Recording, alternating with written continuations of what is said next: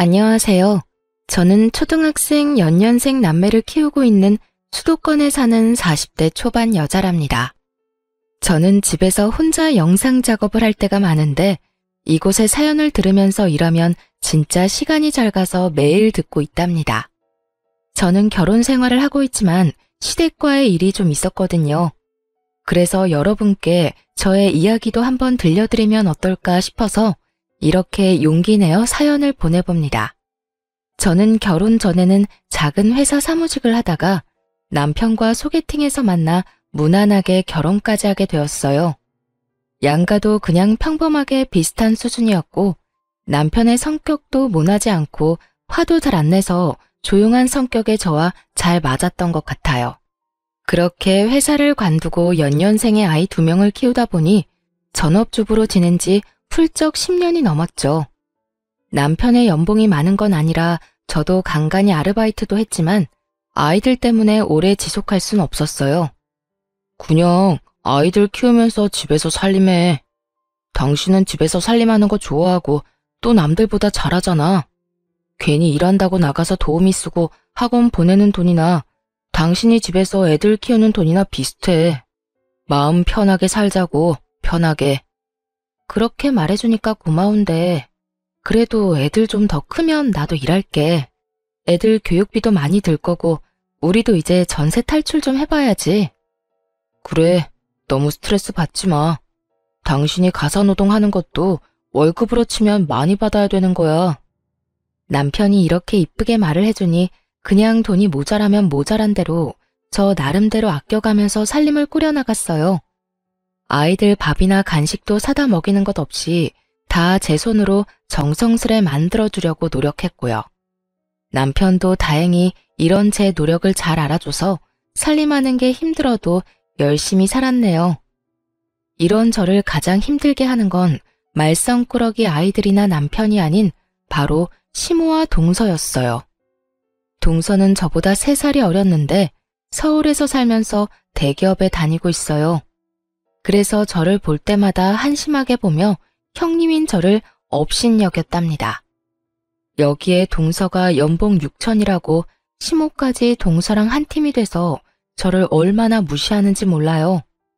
그렇게 자주 만나는 건 아니고 시부모님 생신이나 명절 때나 만나는데 만나는 날 일주일 전부터 얼마나 스트레스를 받는지 몸이 시름시름 아플 정도였죠.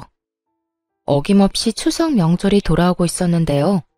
벌써 몇 년째 동서가 명절 당일 아침에 와서 제가 한 음식만 쏙 먹고 친정 간다고 오후에 갔거든요. 저는 시모가 저녁은 누가 차리냐고 난리를 쳐서 작년엔 친정에 가지도 못했어요. 이번엔 또 당하지 않으려고 명절 전전날에 동서한테 전화를 했답니다. 동서, 언제 올 거야? 이번엔 당일에 오면 안 돼. 난 내일 모레 점심때쯤 갈 거니까 늦어도 오후엔 와줘. 저 내일 모레에 아마 미팅 있을 수도 있어요. 그래서 확실하지가 않네요. 형님은 전업이라 시간이 많아서 한가하겠지만 저는 초 단위로 사는 사람이에요. 명절이라고 한가한 게 아니라고요. 아무리 그래도 명절까지 일을 한다고? 그럼 어머님한테 말씀드렸어? 나한테 또 혼자 음식 다 하라는 소리야? 동서는 같은 며느리 아니야? 어머님이 저한테 이미 저 편한 대로 오라고 했고요. 전 어차피 음식 잘 못해서 도움도 안 되잖아요. 형님이랑 어머님이랑 같이 하는 게 빠르죠. 벌써 몇 년째 얌체같이 명절 때 몸만 쏙 와서 밥만 먹고 가는 거 나 더 이상 못 참아. 내일 모레 꼭 오후까진 와? 모르겠네요. 저 지금 회의 들어가야 되거든요. 바빠서 끊을게요. 그렇게 통화는 끝났는데 끝까지 저를 무시하는 동서의 태도에 핸드폰을 든 손이 너무 열이 받아서 손까지 떨려오더라고요. 그리고 또 시모한테 불만인 게 저한테는 꼭 명절 전전날에 미리 내려오라고 해서 왕복 2시간 거리에 있는 시모의 친정 부모님의 산소에 가자고 하는 겁니다. 동서한테는 한 번도 가자고 말한 적 없고 저한테만 그러죠. 그 차 막히는 데를 산소에 가서 술 한잔 따르려고 왕복 2시간 갔다 와서 또 마트로 끌고 가서 명절 음식 한다고 장 보자고 하고요. 5년 전인가 슬쩍 저한테 약한 척하면서 말을 꺼내더라고요.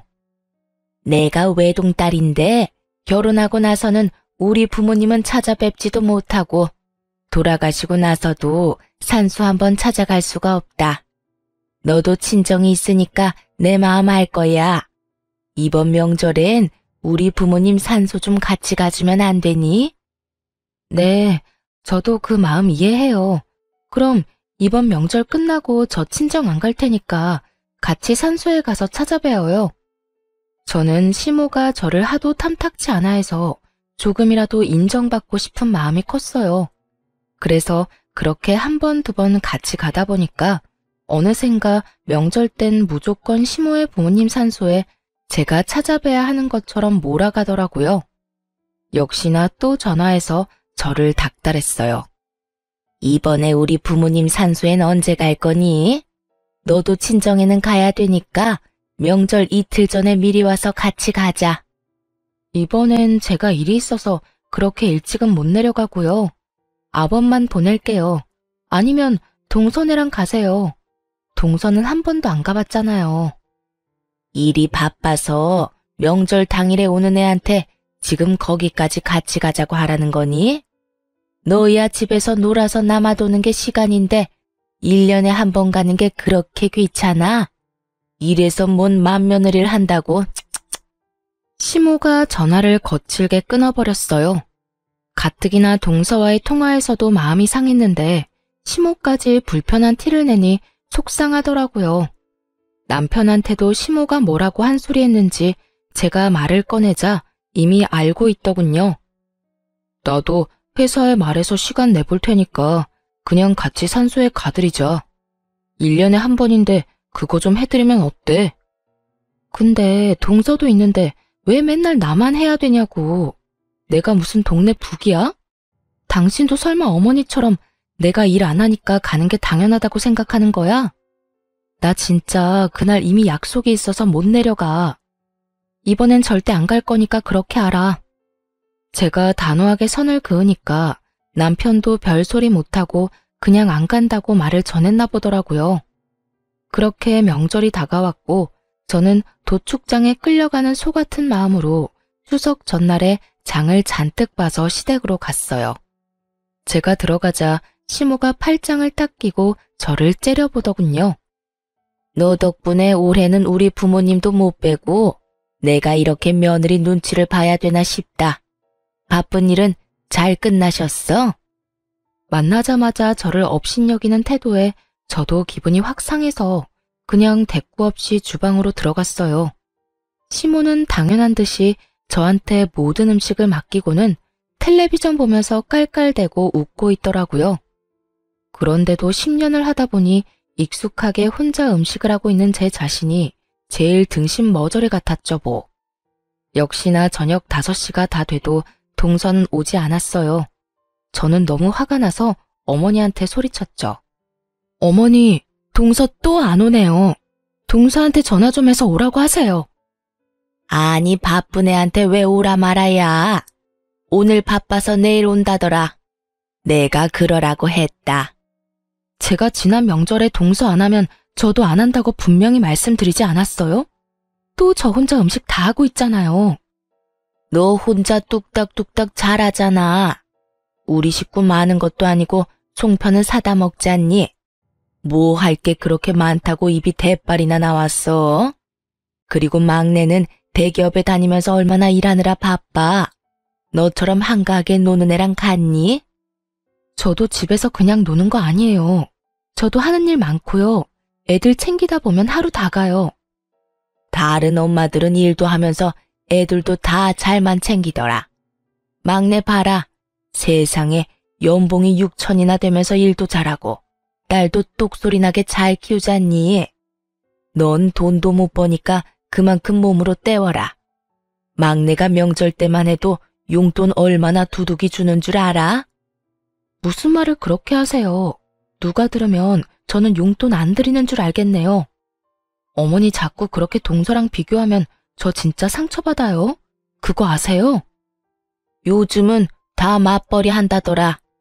너 때문에 우리 아들만 개고생하는 것 같아서 나도 얼마나 마음 아프고 남 부끄러운 줄 아니? 요즘은 마누라가 전업주부면 그 남편 불쌍하다고 손가락질 한다더라. 너 남편이 불쌍하지도 않니? 쓸데없는 소리 말고 얼른 마무리해. 저녁 먹게.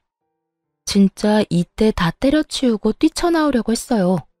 근데 아무것도 모르고 해맑게 할아버지랑 놀고 있는 애들을 보니 분위기를 망치기가 쉽지가 않더라고요. 그래요.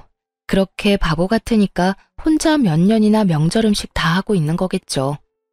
역시나 동서는 옷을 쫙 차려입고 양손에 선물 바리바리 싸들고 명절 아침에 왔더라고요. 동서를 본 시모가 얼마나 환하게 웃으면서 맞아주던지 누가 보면 막내딸 왔는지 알겠더라고요. 어제 하루 종일 음식하고 애들 돌보고 일어나 아침부터 또 상 차려서 꾀제제한 저하고는 너무 비교가 되게 상큼할 정도였다니까요. 진짜 기가 막히고 코가 막혀서 그냥 그 상황을 멀거니 보고 있었어요. 동서는 시부한테 선물을 넘겨주고 시모한테는 오자마자 용돈 봉투를 저 보라는 듯이 주는 거 있죠. 거기다 우리 아이들한테도 용돈 봉투를 하나씩 주더라고요. 애들은 속도 없이 좋다고 받고 있고요. 동서, 내가 그렇게 어제 오라고 하지 않았어? 내 말 무시하는 거야? 어머, 형님, 진짜 미안해요. 일이 너무 바빠서 연락할 시간도 없었네요. 그때 시모가 제 등짝을 팍 때리는 게 아니겠어요. 예, 너 지금 막내한테 뭐 하는 거야? 바쁜 애가 오늘 온 것만 해도 성의는 다 보인 거지. 내가 누누이 말하지만 집에서 멍 때리는 너랑 같아? 앞으로 돈 못 버는 네가 혼자 음식하는 거야. 넌 그렇게 눈치가 없어? 어머니, 진정하세요. 취직 못하는 형님 속은 더 상하겠죠. 요즘 시대에 알바를 해도 200은 벌 텐데 얼마나 능력이 없으면 전업을 하겠어요. 동서 지금 말 다 했어? 동서가 얼마나 잘났길래 그렇게 사람을 무시해? 너보단 잘났으니까 그런 말도 할 수 있겠지. 너 그만 못해? 그만하고 들어가서 점심상 차려라. 큰 소리가 나자 거실에 있던 몇 명의 친척들이 수군대면서 우리를 지켜보고 있는 게 느껴졌어요. 이렇게 친척들 앞에서 저를 무슨 무수리 취급하는 시모한테 진짜 진저리가 나더군요. 둘이 편을 먹고 저 하나 우스운 사람으로 몰아가는데 다른 가족들은 그냥 보고만 있고요. 더 어이없는 건 그 상황에서도 아무 말 안 하는 남편 놈이었답니다. 오히려 저한테 그만하라는 입모양을 하는 게 아니겠어요. 그 모습을 보니 남편한테도 정이 떨어져 버리고 내가 피도 안 섞인 남의 집구석에서 혼자 무보수 노동하면서 뭐 하고 있나 싶더라고요. 제가 이런 취급 받으면서 헤헤거리며 밥 차리면 진짜 배알도 없는 년이겠죠? 전 이제 갈 테니까 동서랑 맛있게 차려 먹어요. 저는 아이들만 데리고 시댁을 나와버렸어요. 뒤에서 시모가 소리소리를 질렀지만 못 들은 척하고 남편 차 몰고 그냥 와버렸답니다. 남편은 저녁이 돼서야 스멀스멀 집으로 돌아왔더군요. 아니 그렇게 가버리면 어떡해? 내가 아버지 어머니 화 풀어드리느라 얼마나 진땀 뺐는 줄 알아? 당신도 참 답 없다. 내가 그런 취급을 당했으면 같이 화내면서 나와야 하는 거 아니야? 당신이 정말 내 남편 맞아? 거기서 똑같이 화내면 똑같은 사람 되는 거야. 당신 현명한 줄 알았는데 왜 그렇게 재수씨 얘기만 나오면 흥분을 해? 당신은 걔가 나 무시하는 걸 앞에서 봐도 어떻게 그런 소리를 해? 당신이 걔랑 어머님한테 똑바로 한마디 해. 그 전까진 난 다신 당신 집에 안 가. 아, 또 그 소리야? 내가 말 안 해봤어? 당신이 말하라고 할 때마다 매번 말씀드려도 내 말은 먹히지도 않잖아. 당신도 좀 내려놓고 재수씨랑 잘 지내려고 노력을 해봐. 저와 시모 사이에서 적극적으로 힘이 돼주지 않는 남편한테 너무 서운했어요. 더 이상 말해봤자 입만 아플 뿐인 거죠. 저는 시모와 동서가 저한테 했던 말들이 자꾸 생각나서 저를 오랫동안 괴롭혔어요. 제 존재 자체가 정말 쓸모없는 것처럼 느껴지고 자존감이 지하까지 내려가는 것 같달까요? 그러던 중에 시부의 생일이 다가왔는데요. 저한텐 아무 말도 없다가 약속 당일에 남편이 이러더라고요. 오늘은 현석이가 산다고 지네 집 근처로 오라는데? 거기 유명한 소갈비집 있잖아. 그런 건 같이 의논해서 정해야지. 자기들이 산다고 오라 마라 당일에 통보하는 건 좀 그렇다. 그냥 좋다고 가서 먹으면 되는 일이지. 당신이 계속 이렇게 꼬아서 생각하니까 재수 씨한테 자격지심 있다고 그러는 거야. 군소리 말고 얼른 준비하고 가자고. 식당에 가보니 이미 시부모와 동선의 가족이 화기애애하게 얘기하면서 먹고 있더라고요. 왔니? 얘네가 우리를 좀 일찍 데리러 와서 30분 좀 일찍 도착했다.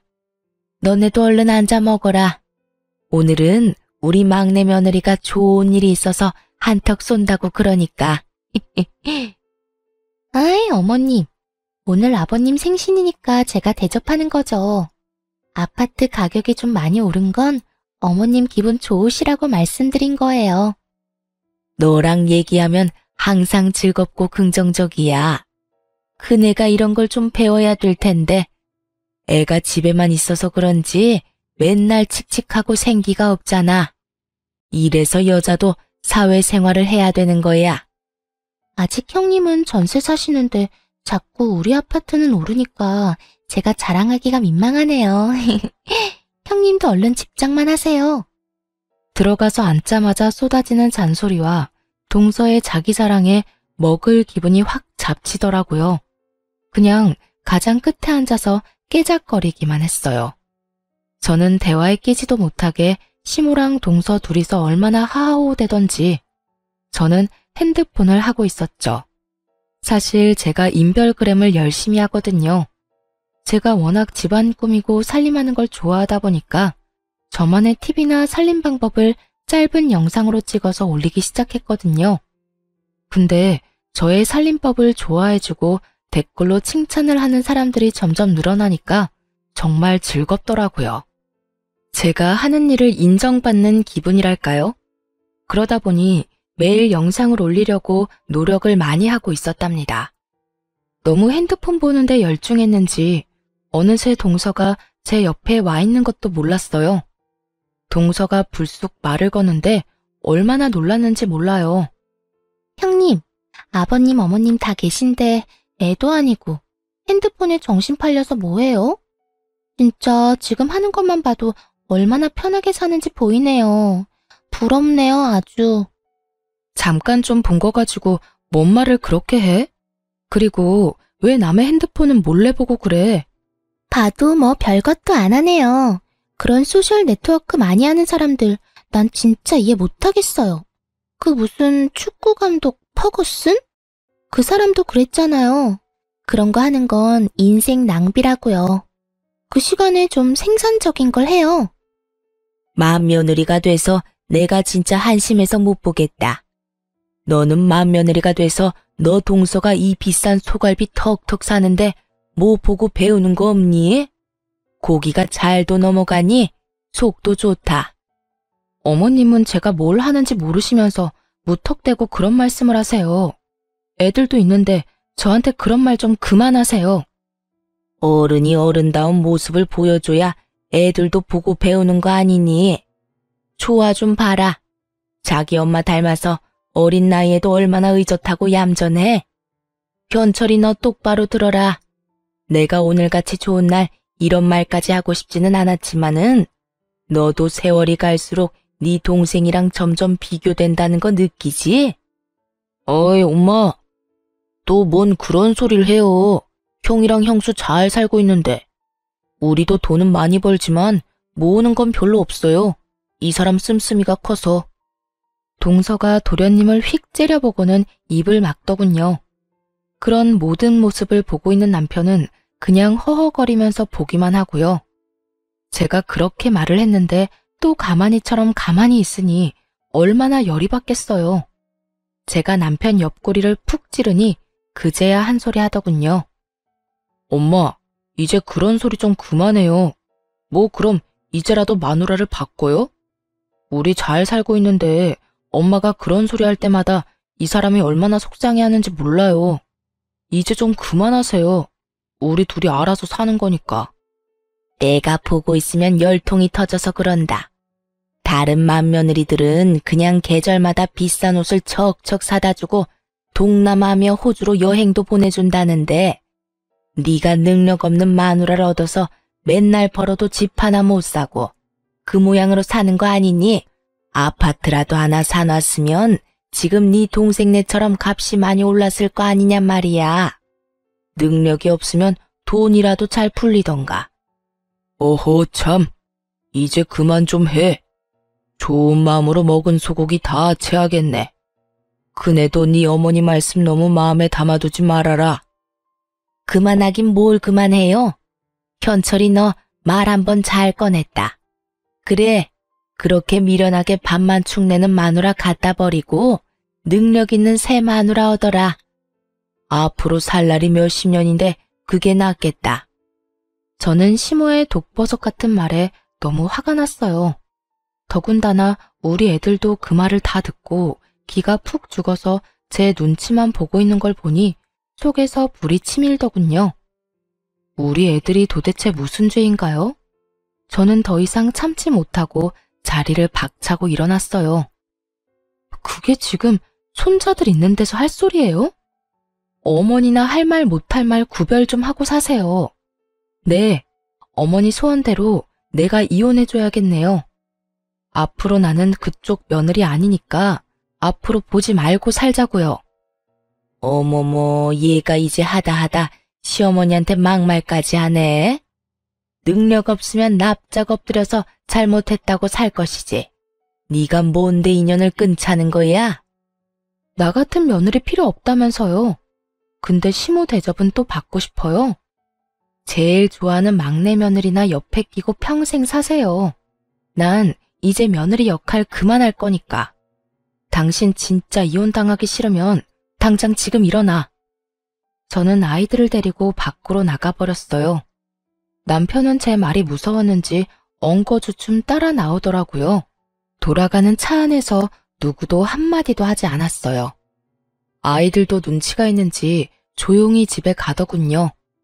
집으로 가는 동안 제 핸드폰으로 시모의 전화가 계속 왔지만 받지 않았답니다. 집에 와서 한참 후에 남편이 제 옆에 쓱 오더군요. 엄마가 나한테도 전화 엄청 오셨어. 엄청 화나셔서 당장 전화해서 사과 안 하면 진짜 이젠 안 보신대. 이제 그만 사과드려. 내가 뭘 잘못했다고 사과를 해? 당신도 진짜 웃긴다. 내가 그런 수모를 당하고 있으면 당신 엄마 좀 당신이 알아서 막아달라고 했지. 그게 그렇게 어려워? 아까 식당에서 말씀드렸잖아. 그러지 말라고. 그렇게 친절하게 말해서 잘도 알아듣겠다. 나 진짜 당신 어머니랑 이제 인연 끊을 거야. 그거 싫으면 이혼해. 이렇게 살면 나 진짜 암 걸려서 죽을 것 같으니까. 내가 다음번엔 진짜 확실하게 말할게. 어떻게 가족 사이 안 보고 살아. 나한테 가족은 나한테 상처 안 주는 사람이야. 나 정신병 걸리게 하는 사람들이 아니고. 나 진짜 당신이랑 이혼할 각오 되어 있어. 당신 가족들한테도 정 떨어졌고 와이프 하나도 못 지켜주는 남자랑 살면 뭐 하겠어? 그동안 바람막이 못한 당신 잘못도 커. 그니까 선택해. 나랑 이혼하던지 아님 당신 엄마랑 이제 인연 끊고 사는 거 받아들이던지. 남편은 말없이 제 눈을 바라보더군요. 제 결연한 진심이 느껴졌는지 남편도 그동안은 다른 진지한 목소리로 대답을 하더라고요. 당신 말 잘 알았어. 나한텐 당신이랑 애들이 내 소중한 가족이야. 앞으로 우리 어머니 안 봐도 상관없어. 당신이 그렇게 괴로우니까 안 보는 게 좋을 것 같아. 내가 앞으로 우리 어머니는 확실히 막을게. 많이 늦은 감이 있지만 그래도 남편이 그렇게 말해주니 고마운 마음이 들더라고요. 그리고 놀랍게도 그 약속을 하고 6개월 동안 시모의 연락을 철저히 막아주더라고요. 시모가 엄청 답답했는지 한 번은 주말에 집으로 쳐들어왔더라고요. 당연히 문도 안 열어줬을 텐데 하필 둘째가 벨소리를 듣고 나가서 할머니라고 문을 활짝 열어줬더라고요. 거실에 아이들과 함께 있던 저는 갑작스러운 시모의 등장에 진짜 동상처럼 얼어버렸죠. 너무 기가 막힌 게 시모가 저한테 달려오다시피 해서 제 등짝을 또 퍽퍽 때리는 거예요. 네가 감히 나를 물로 봐? 시어미가 전화해도 안 받고 인연 끊겠다고? 우리 손자들이 이렇게 있는데 내 새끼들하고 인연을 끊게 만들겠다 이거야? 이 못된 거사. 저는 벌떡 일어나서 시모의 손을 확 잡았어요. 어머니야말로 나한테 그렇게 상처 주고 동서랑 차별하는 거 미안하다고 해야 되는 거예요. 나한테 한 번이라도 고맙다 미안하다 해봤어요. 네가 우리 아들을 망치고 있는데 내가 왜 너한테 고맙다고 해야 되니? 난 정말 애들만 아니면 우리 아들이랑 너랑 이혼시키고 싶은 사람이야. 남편이 처음으로 자기 엄마한테 큰 소리를 버럭 질렀어요. 왜 남의 집에 와서 소란이에요?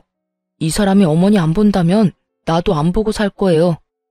나한테 가족은 애들이랑 내 처고 내가 지켜야 될 가족은 이쪽이에요. 더 이상 이 사람한테 상처 그만 주고 나가요. 계속 이런 식이면 나 진짜 엄마 안 봐요. 어머, 너 네가 어떻게 나한테 그런 말을 하니? 제가 너를 이렇게 망쳐놨어. 그렇지? 넌 사춘기 때도 나한테 싫은 소리 한 번 안 하던 애다. 여자 때문에 이렇게 변해? 당신도 그만 방으로 들어가. 내가 알아서 할 테니까. 너희들도 일단 방으로 들어가 있어. 시모는 자기 아들의 행동에 충격을 받았는지 멀거니 아들만 쳐다보고 있더군요. 남편이 저를 안방으로 밀어넣고 문을 팍 닫아버렸어요. 남편이 시모를 밖으로 나가게 하는지 고함 소리와 함께 소란스러웠어요. 곧이어 문이 쾅 닫히는 소리가 들렸답니다. 이제야 제대로 남편 역할을 해주는구나 싶었죠. 덕분에 설날 명절에도 우리 가족끼리 오랜만에 지방으로 여행도 가봤네요. 혼자 그 많은 전 부치고 음식하느라 명절 때면 기름에 찌들어 있었는데 이렇게 아이들과 호텔에서 맛있는 밥 먹으며 바다를 보고 있으니 가슴이 탁 트이는 것 같았답니다. 역시나 가장 좋은 건 시모와 동서를 안 본다는 거였어요. 시모랑 동서 목소리를 안 들으니까 마음이 한결 안정이 된 게 느껴졌어요. 그러는 와중에 제 인별그램 계정에도 놀라운 변화가 일어났답니다. 팔로워가 점점 많이 늘더니 조회수가 급속도로 폭발을 하더라고요. 그러다 보니 생활용품이나 가전회사에서 저에게 스폰서 제안이나 광고 요청을 해오기 시작했어요. 저는 아이들이 잠들고 밤을 새서까지 영상을 구상하고 찍고 편집해서 최선을 다해 제 일을 해나갔고요.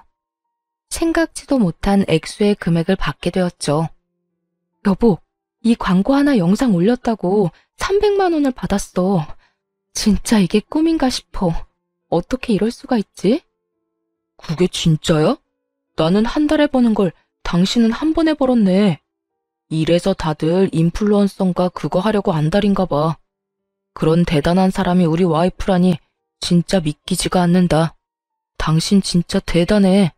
수입이 기하급수적으로 늘어나는 것도 정말 신기하고 믿어지지 않았지만 제가 가장 감사하는 건 바로 저에 대한 긍정적인 반응들이었어요. 시모와 동서는 저를 돈도 못 버는 살림하는 식충이 취급을 했지만 제 영상에 댓글을 달아주는 사람들은 오히려 저의 살림 솜씨를 배우고 싶어 했거든요. 시모한테 상처받았던 마음이 얼굴도 모르는 많은 분들의 따뜻한 댓글에 치유가 되는 기분이었어요. 어떨 때는 감동적인 댓글을 몇 번이나 읽으면서 눈물을 흘리기도 했답니다. 점점 광고 영상을 많이 찍게 되면서 제 얼굴도 노출되게 되니까 자연스럽게 외모에도 신경을 쓰게 되더라고요. 머리도 하고 피부 관리도 꾸준히 받고 옷도 명품으로 사서 입으면서 제 자신을 좀 더 발전시켜 나갔어요. 아이들에게 개인 교습을 시켜주고 남편의 10년 된 자동차도 바꿔주고 저축도 많이 하게 되었는데도 신기하게 돈은 계속 늘어나더라고요. 그렇게 시간은 흘렀고 시모와 연락을 끊은 지 1년 정도 지났답니다. 제 팔로워가 10만 명이 넘어서 가족끼리 좋은 레스토랑에서 자축 파티를 했어요. 내가 그동안 당신한테 내 수입을 정확하게 말하진 않았는데 10만 명 넘은 기념으로 말해줄게. 그동안 나 영상 찍을 동안 애들도 잘 봐주고 많이 도와줘서 고마워. 우리 와이프님이 차도 사주시고 나보다 돈 잘 버는데 왜 좋아하는 건 당연하지. 당신이 진짜 고생 많았어. 진짜 대단해. 한 달에 광고에 따라서 수입은 좀 다른데 대충 평균적으로 1,000만 원에서 2천 정도야. 남편이 충격을 받았는지 말도 못하고 입만 떡 벌리고 있더군요. 그게 정말이야? 당신 진짜 대단하단 말밖에 안 나온다. 내 연봉의 몇 배야? 나 그만두고 당신 매니저나 할까? 으이그 장난치기는. 혹시라도 회사 관두기만 해. 그나저나 이제 곧 당신 어머니 생신 아니야? 내가 좋은 레스토랑에서 대접한다고 전해. 진짜야? 이제 다시 왕래하고 지내려고? 며칠이었지? 당일로 약속 잡으면 되지? 다시 연락하고 그러는 거 아니니까 설레발 치지 말고 그냥 생일 전 주말로 잡아. 비싼 데니까 오든지 말든지 당사자들이 결정하라고 하고 시간은 내가 다시 알려줄게. 남편을 통해서 장소와 시간을 알려줬고 우리 가족은 당일날 미리 가서 룸에 앉아 있었어요. 서울에서도 예약하기 힘들다고 손꼽히는 호텔 안의 레스토랑이라 동서라면 내키지 않아도 무조건 올 것 같다는 예상을 했답니다. 동서 정도라면 1년 전엔 예약해야 원하는 날짜로 예약할 수 있을 테니까 말이죠. 동선의 가족과 시부모가 동시에 들어오더라고요. 시부모는 고급진 분위기에 좀 놀란 듯 보였어요. 동서는 입을 삐죽이면서 들어오더라고요. 달라진 제 모습을 보고 놀랐는지 흠칫하더니만 곧 비꼬는 말투로 입을 놀렸죠. 1년 동안 코빼기도 안 비추더니만 이런 데는 어떻게 알고 올 생각을 했대요? 아하, 이제 알겠네. 뭐 복수라도 하려고 1년 전에 여기 예약해놓은 거죠? 보통 예약하기 힘든 데긴 한데 여기 대표님하고 인연이 좀 있어서 예약하는데 오래 걸리진 않았어. 저번 주에 말씀드렸나 그랬지. 말도 안 돼. 형님이 여기 대표를 어떻게 알아요? 방송에도 나오는 유명인사 아니에요? 그동안 거짓말 많이 늘었네요. 옷도 보니까 명품 짝퉁으로 쫙 빼입고 오고. 그런다고 호박이 수박되고 짝퉁이 명품으로 보이는 줄 알아요? 그래? 그렇게 신경 써서 입은 건 아닌데 동서 눈에 이쁘게 보였나 보네. 고마워. 예전 같으면 가시도 친 동서의 말에 발끈하거나 상처를 받았을 텐데 참 이상하게도 오히려 빽빽대는 동서가 귀여워 보였답니다. 제 자신조차도 저의 이런 심경 변화가 놀라웠어요. 제 자존감이 올라가고 여유가 생기니까 진짜 아무런 타격도 받지 않더라고요.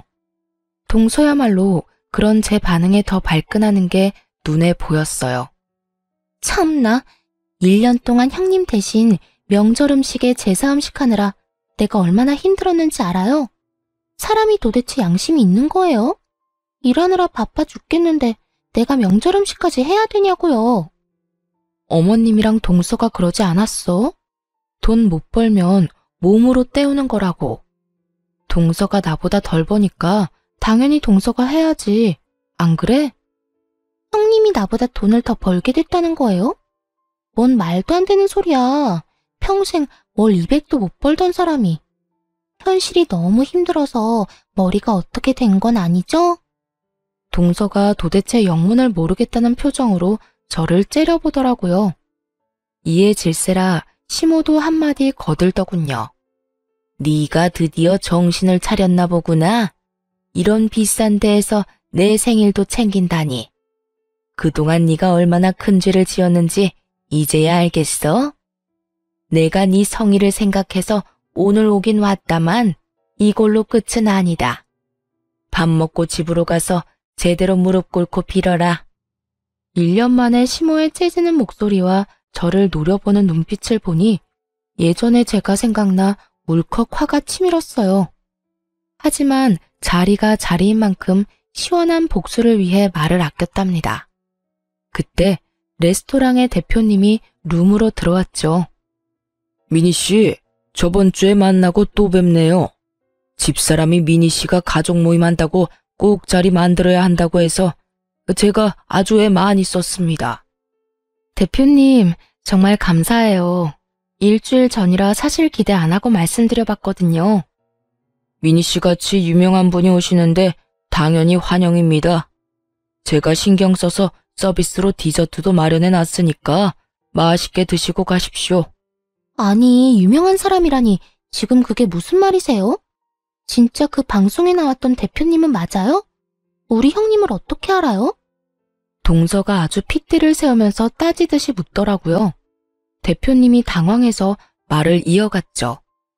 가족이시라면서 미니 씨가 무슨 분인지 모른다는 게 저는 더 이해가 안 가네요. 유명한 인플루언서 송이맘을 몰라요? 송이맘? 어디서 들어본 것 같기도 한데. 아니, 지금 그게 형님이라는 말이에요? 동서는 다급하게 핸드폰을 꺼내서 확인을 해보더군요. 역시 살림과는 담 쌓고 살아서 그런지 제가 활동하는 분야는 전혀 모르고 있었더라고요. 이 짜릿한 복수의 날을 위해서 오히려 잘된 일이라고 해야 할까요?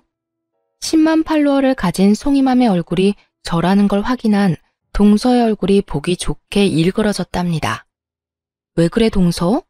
얼굴이 푸르댕댕한 게 아직 뭐 먹지도 않았는데 꼭 체한 것 같네. 괜찮아?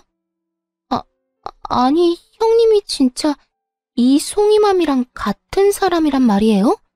도대체 언제부터요? 동서가 소셜 네트워크는 인생 낭비라고 나한테 홈게시할 때도 이미 하고 있었지? 근데 내가 이렇게 잘 되고 보니까 꼴랑 연봉 6천만 원 받으려고 새벽부터 밤까지 꿈도 없이 목표도 없이 사는 동서야말로 인생 낭비하는 게 아닌가 그런 생각이 드네. 동서가 충격을 받아서 의자에 털썩 주저앉더라고요. 어떤 상황인지 머리 굴려대던 시모가 나한테 다가와서 말을 걸더군요. 그러니까 그네가 요즘에 돈을 그렇게 많이 번다는 유튜버인가 뭐 그런 거란 말이야? 이건 유튜브는 아닌 것 같은데 어쨌든 돈을 잘 번다 이거지? 얼마나 많이 버는데? 얘, 옆에 앉아서 얘기 좀 들어보자. 동서는 내가 얼마 정도 벌 것 같아? 연봉 6천이면 한 달에 얼마지? 꼴랑 500도 안 되네? 어머머, 그럼 네가 그거보다 더 많이 번다는 거니? 어쩐지 얘가 집에서 워낙 살림을 꼼꼼하게 잘한다 했더니 그런 거에 타고난 거였네. 안 그래도 내가 그네 집에 가보면 얼마나 정리가 잘 되어 있던지 혼자 놀랐던 적이 한두 번이 아니야. 시모가 어느새 제 옆에 착 붙어 앉아서 싱글싱글 웃고 있는데 진짜 역겹더라고요. 백년 묵은 여우같이 바로 태세 전환을 하는 꼴이라니. 나이 들어서 사람이 이렇게 추해도 되는 건가요? 하긴 동서는 한 달에 500 정도 벌어서 명품 같은 거 자주 살 수는 없겠다. 생일 때나 마음 먹고 한 개 할부로 사고 그러는 거 아니야?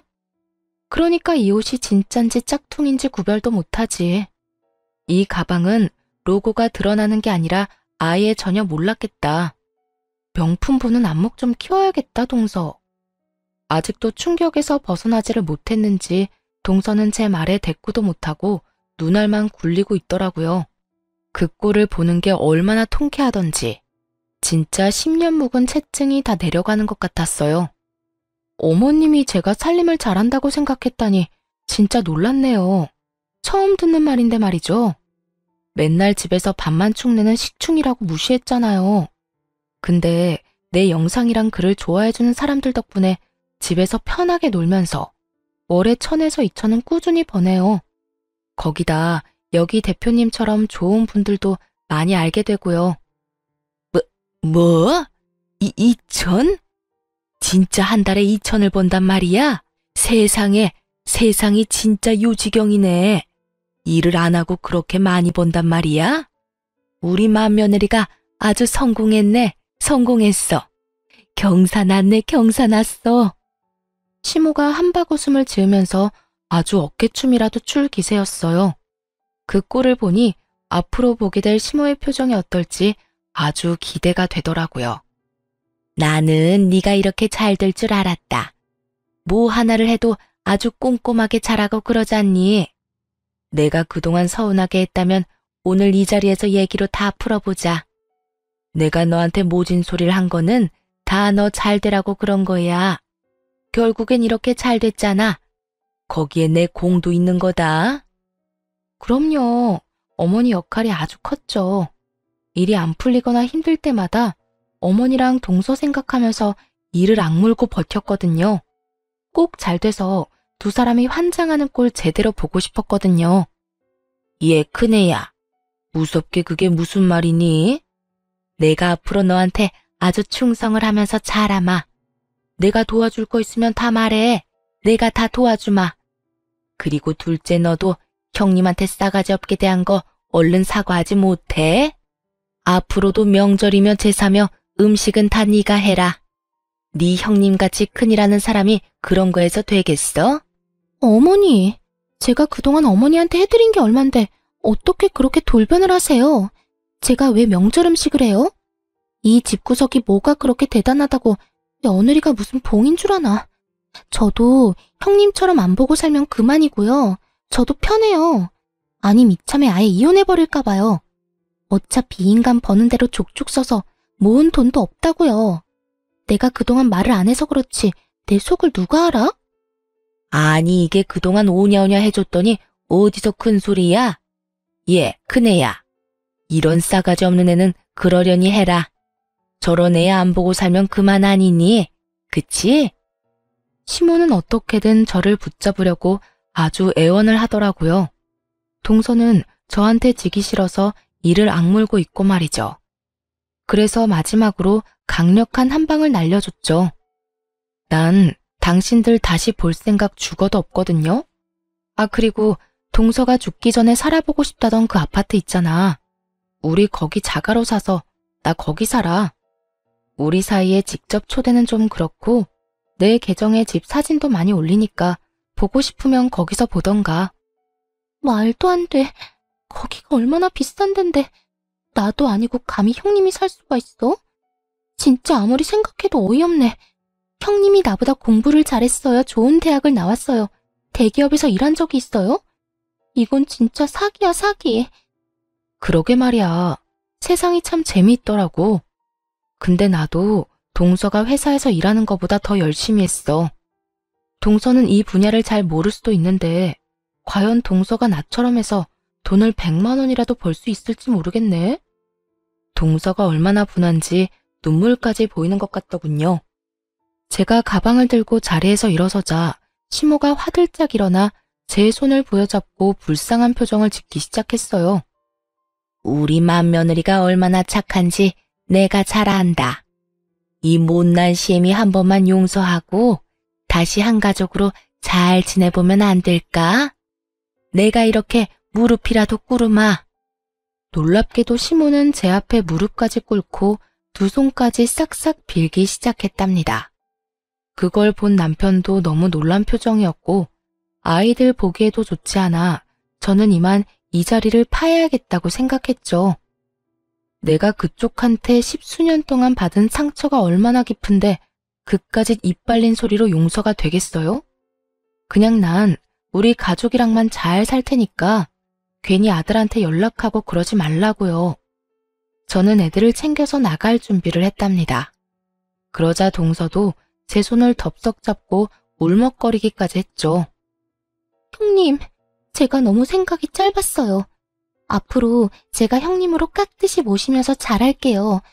그만 노여움 푸세요. 네? 가족 좋다는 게 뭐예요? 난 너한테 당한 모욕들만 생각하면 이대로 끝내는 것도 아쉬울 정도야.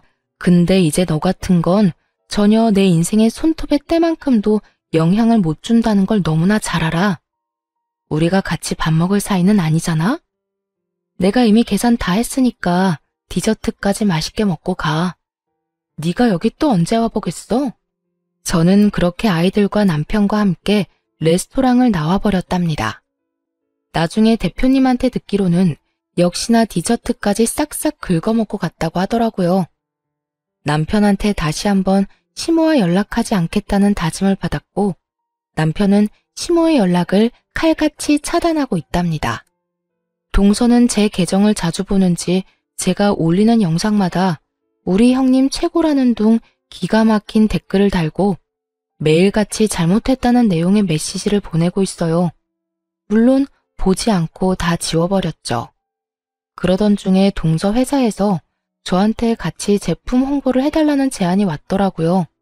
좀 유치하긴 했지만 그 회사 영업팀에 최혜주라는 여자 때문에 어렵다고 해버렸네요. 대기업은 평판 같은 게 좀 중요하다면서요. 결국 홍보팀에서 말이 흘러나가서 동서한테 전해졌던 모양이에요. 염치도 없이 저한테 수도 없이 전화를 하더라고요. 전화를 안 받으니까 남편한테까지 전화가 왔더라고요. 옆에서 듣는데 동서가 전에 들어보지 못한 친절한 목소리로 이러더라고요. 형님, 한 번만 바꿔주시면 안 될까요? 제발요. 딱 한 번만요. 드릴 말씀이 있어요. 그 꼴이 가짜나서 전화를 받아봤어요. 얼마나 간드러진 목소리로 말을 하던지요. 형님, 이제 추석인데 안 오실 거예요? 제가 음식 다 할 테니까 이제 그만 화 푸시고 왕래하시면 안 돼요? 아니면 제가 형님 댁으로 명절 인사 갈게요. 형님 드리려고 엄청 비싼 한우 세트도 사놨어요. 내 계정에 하루에 몇 번씩이나 들어와서 염탐하던데 아직 몰랐어? 나 한우 세트 이번에 대여섯 개 선물로 받은 사진 올렸거든. 그거 그쪽이나 먹어. 형님, 아무리 미워도 우린 가족이잖아요. 형님한테 사과를 하고 싶어도 만나줘야 하죠. 제가 메시지도 엄청 보내는데 답도 없으시고 진짜 서운해요, 형님. 그리고 우리 회사에다가 혹시 제 얘기하셨어요? 그건 또 뭔 말이래? 네가 나한테 준 수모가 고작 미안하다는 한마디로 다 괜찮아질 일이야? 참 낯짝도 두껍다. 이제 곧 인사고과 있는데 회사에 저에 대한 안 좋은 소문이 나와서요. 제가 형님 남편이랑 바람이 났다느니, 제가 고등학생 때 형님 왕따를 시켰다느니, 진짜 말도 안 되는 소리라 너무 기가 막히죠? 아무래도 형님이 우리 회사랑 같이 일을 좀 해주시고 해명도 좀 해주시면 정말 감사할 것 같아요. 내가 들어줄 거라고 생각하고 말하는 거 아니지? 그동안 너 잘난 맛에 살았는지 몰라도 앞으론 좀 너도 당해봐. 내가 힘 닿는 데까지 너 망하라고 평생 고자 지내줄 테니까. 그렇게 전화를 끊어버린 이후로 그쪽 인간들과 연락한 적은 없어요. 동서에 대한 소문하고 그동안 회사에서 해왔던 싸가지 없는 행실 때문에 그렇게 기다렸던 승진도 물 건너갔다고 하더라고요. 저는 지금도 제 인별그램 계정 잘 운영하면서 아주 바쁘게 지내고 있답니다. 남편은 제가 이제 가장이라면서 매일 가장님이라고 부르며 장난치듯이 떠받들어주는데 기분이 나쁘진 않네요. 처음 시작했을 때는 영상 하나 올리면 큰 돈을 주니까 이렇게 돈을 벌어도 되는 건지 불안하기도 하고 이상한 마음도 들었는데요. 이젠 많이 익숙해졌고 소속사도 생겨서 더욱 안정적으로 운영을 하고 있답니다. 시모는 어떻게든 제 덕 좀 보려고 남편을 볶아대는 것 같은데 묵묵히 자기 엄마의 폐악질을 다 받아내고 있는 남편한테 새삼스레 미안해지네요. 그래도 저는 절대 시모와 동서와 다시는 상종하지 않을 거예요. 누군가는 저한테 운이 엄청 좋았다고 말하기도 하고 질투 섞인 비아냥을 보낼 때도 있고요. 그럼에도 불구하고 저는 제가 잘하는 일을 찾아서 무언가를 새롭게 만드는 일을 하게 된 것이 정말 자랑스럽고 즐겁답니다.